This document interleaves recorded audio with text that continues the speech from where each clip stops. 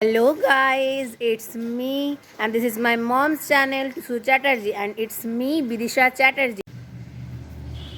Tomato কুচি, রসুন কুচি, লঙ্কা কুচি, পেঁয়াজ কুচি, আদা কুচি আর এইখানে চিংড়িটা ছাড়ানো, নুন হলুদ মাখানো চিংড়ি। কড়াই চাপানো হয়ে গেছে গ্যাসে, গ্যাসটা লো ফ্লেমে রাখা ছিল, তেল গরম হয়ে গেছে।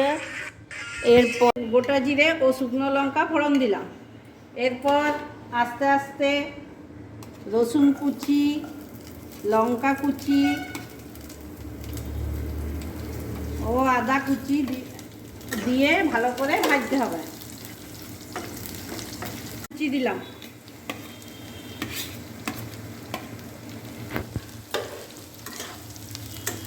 এরপর ভালো করে নেড়ে পেঁয়াজ কুচি দিয়েও ভালো করে নেড়ে ভাজতে হবে। হালকা লাল লাল করে ভেজে নিলাম।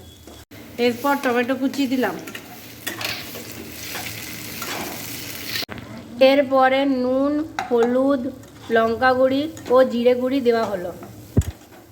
তারপর ভালো করে নাড়িয়ে নেওয়া হবে। দেখতে পাচ্ছ তোমরা কীরকম কালারটা এলো। এরপর ভালো করে নেড়ে চেড়ে চিংড়ি মাছগুলো দিয়ে দিতে হবে। নুন হলুদ মাখিয়ে রাখা চিংড়ি মাছগুলো দিয়ে দিলাম। এরপরে নাড়তে থাকতে হবে যতক্ষণ না এর থেকে তেলটা বেরোবে।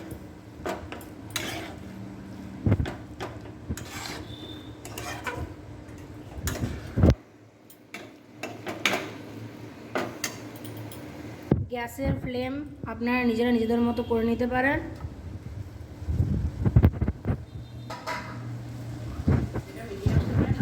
অল্প মতো জল দিয়ে ঢাকা দিয়ে দেওয়া হলো।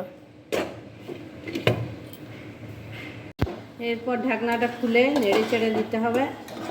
তারপর আরও 5 মিনিট ঢাকা দিয়ে রাখতে হবে। 5 মিনিট পর আবার ফিরে এলাম, ঢাকনাটা খোলা হলো। দেখতে পাচ্ছ তোমরা সবাই।